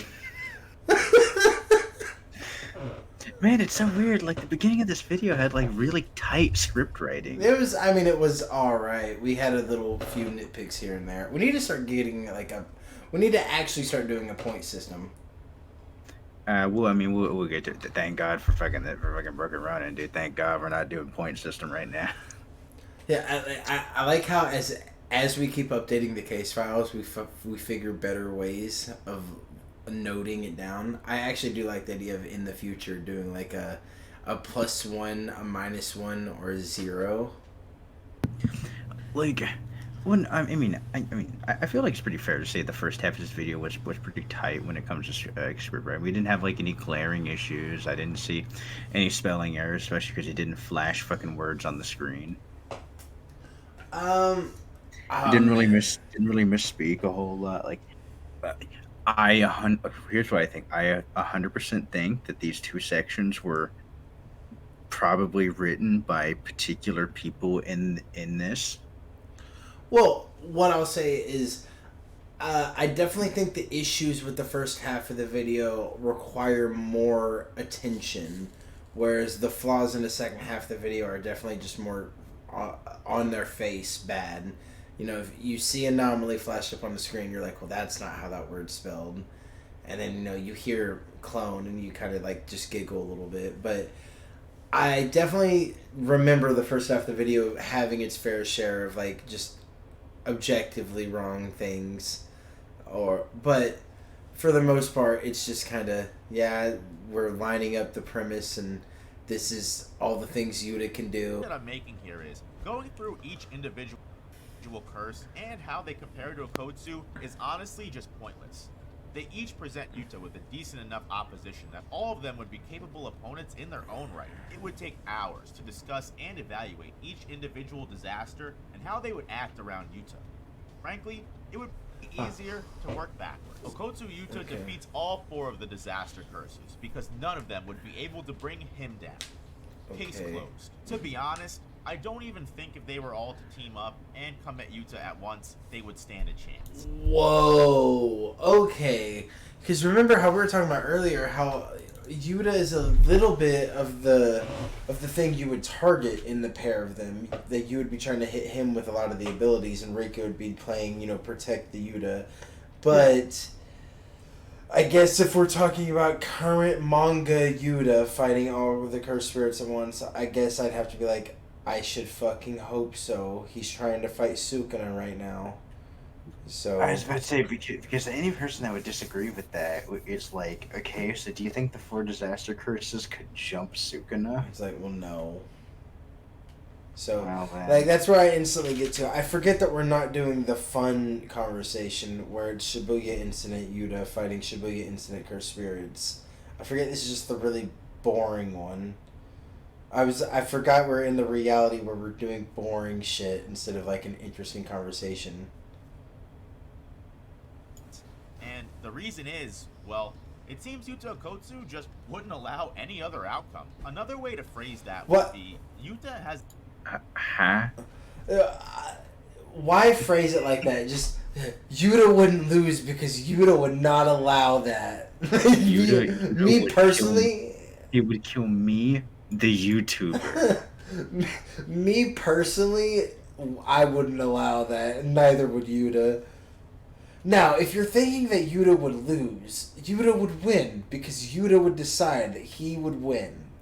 So, I get the phrasing where he just goes like, it's such a power gap that Yuta's going to decide the outcome of the fight.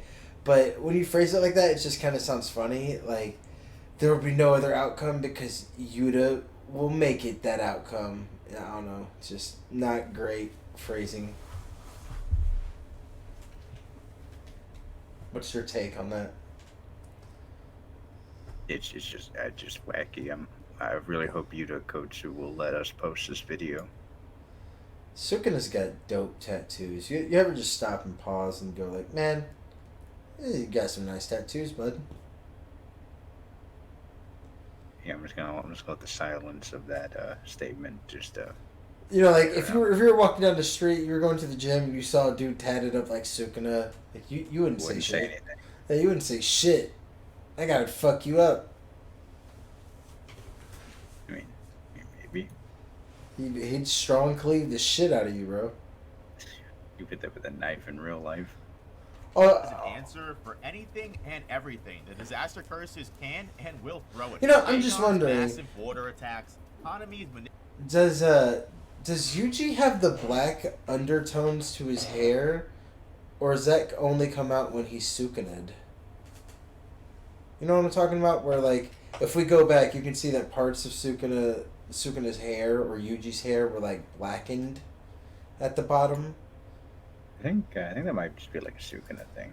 That's kind of interesting. I've noticed the tattoos, but I've never noticed the hair gets darker. It's kind of neato.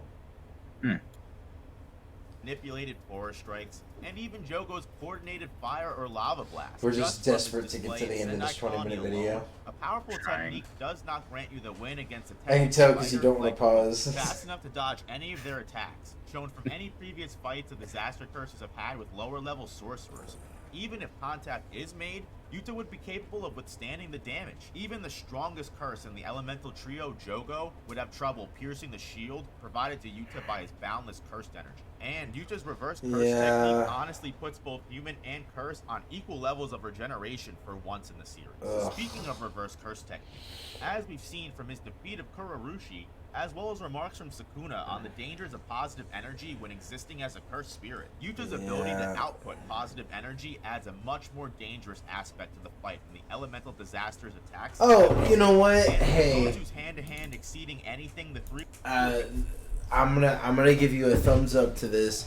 This is a more interesting conversation. It's very short, but the fact that Yuta is so good at RCT that he can actually output it and he can heal other people means that he is super deadly to cursed spirits, because that's positive energy. Like, he can just one-shot you if you're a cursed spirit. So if we're talking terms of Mahito, like, that's probably the way he, one-shots Mahito, right? Or Yeah, I would presume. or that's maybe not how he one-shots Mahito, but how he Deals with him is he can't target his soul, but unfortunately Mahito is a cursed spirit and he does just fall apart to positive energy. I don't think Maharaga would have to adapt in order to hit Mahito's soul in order to just stab him with a positive blade.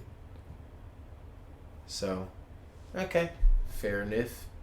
capable of. I'll give you a point there, sir. The curse techniques of Dagon. We're not keeping scores, so you kind of get fucked here, Broken Ronin. But because everyone else will get a score. By them all at once can't even be considered, thanks to having full backup. That's what you get for being the first kid. From a manifest. Well, we'll probably come back eventually and rescore you. We won't. Actually, no, fuck that. Fuck, I'm not gonna make a promise. Yeah. Dude, First one we cover. You're the first kid. Sorry, you're the guinea pig. You're what we're figuring the format out on. Rika, who, based off credible sources and testimonies in the series, can give any of the three elemental disaster curses a run for their money on her own. While debatable what way the battle would end up shaping out, whether Yuta needs to duo up with a manifested Rika to stay with the momentum of combat, or if he's able to weasel a victory by eliminating his threats one by one, much like he did in Sendai Colony, while keeping the area under control. For the sake of digging my heels in, I would go so far as to say Okkotsu wouldn't even need to grace the three elemental disasters with his copy curse technique to get the W. The more contentious part of this group fight would be to get role the battle fight. royale, As victory stated before, royale. whether Gotta by get his down. lonesome or perhaps even especially more as a Victory member royale. of a group. He himself is an anomaly of danger in the Jujutsu world. A step up in close quarters combat compared to his allies, be that because of his idle transfiguration's range and his constantly developing fight IQ. Mahito should be able to keep up with Okkotsu due to the sheer nature of any hit from Mahito, meaning a potential one-hit kill. While we've seen even middle-of-the-road sorcerers like Nanami... Oh, really? We're not even going to talk about the potential... Well, I mean... I kind of have to give you props because it would be pure conjecture of saying Rika would probably defend the soul, but almost at the same time where I'm kind of crediting you for not bringing that up, I do think almost a little bit, at least some conversation should be had about it, where it's like, oh, God, I'm like walking a weird line here. I don't want it to be brought up because obviously we have no feet here, but I think it's an interesting discussion point of what does Rika do if she sees someone trying to target her, like, summoned soul? You know what I mean? Is there, as a cursed spirit, does she have any recourse? Or, you know, is she able to see or perceive Yuta's soul because of either her love for him or the fact that they're soulmates? But, again, in a power scaling video, you don't want to bring up your personal theories. You want to bring up what we know. So, I'll give you props for that, and we'll move on. Dude, we got 5 minutes left. Hit from Mahito's innate So we got like an hour left. Should really only be at most able to handle 2 or 3 of those before his soul gets distorted. His problems with Mahito arise in the fact Yuta clearly cannot fight as freely, while Mahito... Yeah, and handle 1 or 2 of those. I have a problem with that. It's either and this happens with Toto too, where Toto's able to like stop it with curse energy manipulation, and that's mainly because Gege kind of didn't like the fact that Mahito basically either can never land a hit and he looks incompetent, or he touches you and he one-hit kills you, and that's kind of the combat kit he gave him. So during the fight with Toto, he hits him a couple times, but Toto like protects his body with Cursed Spirit at the last second, and that's kind of what he's saying Yuta would do. I think it's just because Mahito's not really fleshed out that well in terms of idle transfiguration, and we didn't get real rules. I don't think that's how it should work. If you get touched by Mahito, you should die. That's how... Unless you're able to protect your own soul or perceive your own soul like Yuji can, I think you should just get cooked. But yeah, I'll agree with the fact that Yuta would probably just bullshit his way out of it, just like Toto and Nanami did at one point. Nanami got hit, and for some reason it just didn't work, and that wasn't even really explained. It was like Mahito said he like instinctively, reactively protected his soul, which is just fucking insane. Like Gege just couldn't think of a way to let Nanami survive there, so he just gave Nanami the nat 20. It would be like in D&D where the boss nat 20s and gets the hit on your like min-maxed fighter, and then you look at the DM and you go like, can I nat 20 to just not be hurt by that? And you go, fine, but you get it at the disadvantage. If you get a nat 20, then you cannot get hit by that. I rolled 2 nat 20s. Throws hands up. I guess it just doesn't do anything to you, man. Mahito himself exists in the situation. As a backup fighter, Mahito is devious enough to snake in and out of battle and attack when Yuta is most vulnerable. His techniques also allow for long range. While Rika can provide meaningful support, I would be scared to find out just what Mahito could do to Rika's existence. I would go so far as to say Yuta would also be frightened of this, neglecting to have Rika make contact with the monster either. Becoming a... That is a good point. It is easier to idle transfigure a cursed spirit than it is a human. And that's kind of a plot point that's brought up with Tengen becomes more cursed spirit than he does human, and that's when he can become a viable target for idle transfiguration. Even though you can idle transfigure human targets, it's like weird the way Kenjaku needed it to work in that situation. So that's something I didn't think about. I was thinking about how Rika's gonna protect him from Mahito, but I wasn't thinking about how Yuta might need to protect Rika from Mahito, because, yeah, what happens if Mahito tries to idol transfigure Rika? I mean, we would just presume she would just say no because she's strong as shit or some shit, but that's really not an argument. It's just kind of presuming Gege has bad writing there. Rika hasn't shown us any defensive feats is kind of the issue. Yeah. A race against time to eliminate threat after threat while avoiding Mahito.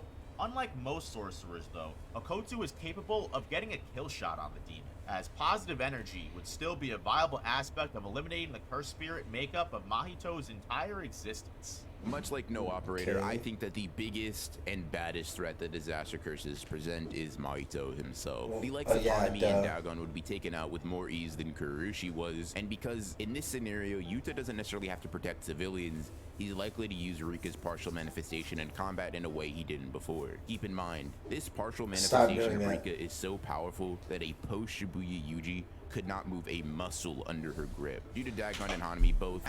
Okay, let's talk about this panel just a little bit, because I've always had a little bit of issue with this panel. he didn't before. Keep in mind, this partial manifestation of Rika is so powerful that a... Okay, so here's part of this issue. It's not that he can't move a muscle, it's that he feels two big ass hands gripping the bottom and top of his head, threatening to snap his neck. It's not that he can't move. It says, I can't move, it's too strong. It doesn't mean he's physically paralyzed. It means he's terrified for his life to move because he's about to die. Because remember, when Yuta is first introduced walking into the room in Jujutsu Kaisen 0, the Kyoto students instantly react and feel the presence and freeze at first and then attack immediately. Yuji is feeling the presence and feeling two strong grips grab his head, threatening to snap his neck. He's not completely paralyzed. It's not like a strength feat necessarily. It's a spook feat almost. You kind of get what I'm saying? Well, yeah, he's not moving because he's obviously in a disadvantageous position. Well, yeah, it's not his whole body, which is very strong and enhanced, is being held down. It's Yuji is scared to move in this moment. He feels like there's a blade to his throat. Almost. That's actually a really good comparison. It would be like if someone was able to sneak up behind Yuji and put a dagger to his throat, and then someone were to say, and that's just a crazy strength feat from that character, to be able to hold someone as strong as Yuji completely still. And it's like, what that character did was dexterous or sneaky, not strength. It's like he's doing a completely different thing, but okay. Yeah. Post-Shibuya Yuji could not move a muscle under her grip. Yuta, Dagon, and Hanami both, at best, being relative to Yuji's physical strength themselves, they would easily be caught by Rika and taken out without Yuta having to break much of a sweat. Yuji's ability to not only pierce Yuji casually with his broken blade, but capability of outputting positive energy confirms that. If you are wondering what Jogo and Mahito would be doing while this is going on, don't even bother. The fact that Naoya makes it clear that Yuta is genuinely scary for him to fight implies that he thinks he would be able to keep pace with him in terms of speed. This same Naoya was able to perception blitz Yuji casually, and that Yuji was able to keep pace physically with Mahito in his true form. Needless to say, Yuta is most likely moving much faster than any of the spirits. Well, I mean, yeah. Yuta has more feats because he's been in the story Even if you longer. just want to argue that they He's are been more growing. relative in terms of speed, Yuta has fought multiple opponents on the level of these cursed spirits simultaneously. Like, I almost feel the need to defend the cursed spirits because, like, man, if they got the same amount of time that Yuta got in terms of if they got to live the next couple of months, don't you think Mahito would have evolved? But, I mean, they died, so they're just kind of cut off where they are. I don't know. It's just kind of... this is such a lame conversation to have when it's like a current... Like, can manga Goku be... Nappa from Dragon Ball Garlic Jr. from Dead Zone? Yeah, it's just okay. I mean, simultaneously and eked out a win before. Now, Jogo would require a bit more effort from Yuta in this fight. However, even he would fall quickly in the presence of Yuta's overwhelming cursed energy and power. Not the Jogo doesn't Jogo. really have an answer to any of the abilities that Yuta has, and in fact, even with Jogo, it wouldn't be necessary to fully manifest Rika, and he should be able to have her watch his back and keep Mahito at bay while he uses positive energy to fight quickly. I mean, I guess that's fair. God, positive energy is so broken. It really does. I guess Conspiracy really does just answer the whole question of, yeah, Rico could if he's getting jumped, Rico would defend him after he split blitzes Dagon and Hanami, and then he's able to just 1v1 Jogo because he's that broken. It's so lame. Next up on the chopping block would be... I'm a Yuta hater. I hate for I free. think Yuta would probably be dipping into his reserves of cursed energy a bit. After exercising 3 special grades, I think even he would start to feel it a little. Regardless, he would still outclass Mahito in just about every statistic and force him to pull out every last trick in his book to catch the sorcerer off guard. I think it's likely that at this point, Mahito would recognize that he needs to bring out his full power if he even hopes to beat Yuta, and he would unleash his domain expansion on him. For the sake of argument, let's say that Mahito is wary of Yuta countering with his own domain and uses a point 2. Now, I think it's possible that due to the speed difference, Yuta could actually react to this blitz attempt, but let's be charitable to Mahito and say that he isn't. Based on how it affected Toto, it's likely that the brief contact would only be enough to get his hand or some other small extremity which Yuta could cut off and regenerate using reverse curve. Okay, if we're going with this scenario, I think it'd be really interesting if Mahito goes for his ring finger. Yeah. I think that'd be an interesting... What happens if you get rid of the kind of the attachment vessel? I don't know. I mean, obviously we have no idea. This is fan fiction at this point, but... Curse technique. For all those, I think Mahito would use a regular domain expansion instead of a point 2 in order to go for a sure kill. That would turn out worse for him, as Yuta would simply counter with a domain of his own. Even if Yuta's domain isn't as potent or refined as Mahito's, it's likely that it would simply cancel... I mean, God. Dude. When are we gonna... We're not gonna ever get an incomplete thing from Yuta. Everything Yuta does is fucking goated in the sauce. He's gonna... If he didn't get canceled right there, his fucking domain expansion would be crazy nutty and super broken.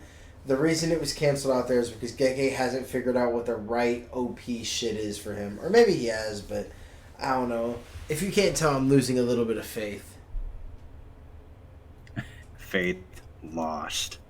Oh, dude, we got 1 minute left. We can Love make each it. other's sure hit ability, and they would duke it out until one of them could not maintain the domain anymore. Either way, at this point, Yuta would likely be backed enough into a corner stamina-wise to fully unleash Rika, and from this point, he would essentially dominate the fight. Because immediately after Mahito uses domain expansion, either the point 2 or the full version, depending on which interpretation of this fight you want to have, his technique wouldn't work, and Yuta would have the perfect opportunity to exercise him. Due to Mahito not having auto transfiguration, that means if he's killed, he's killed. And in the unlikely event Okay, he that's doesn't true, take this actually. opportunity, he can do one of two things. He can either fight Mahito and run out the clock in terms of cursed energy, or he can have Rika chew on Mahito's arm, take out a transfiguration for himself, and make this battle much, much, much less drawn out. Now, I think it's... Oh, I did forget about that. And I guess that is how it works. I forgot that in order to copy someone's ability, when he says take a piece of himself, it actually is just like Rika eats a piece of them, which is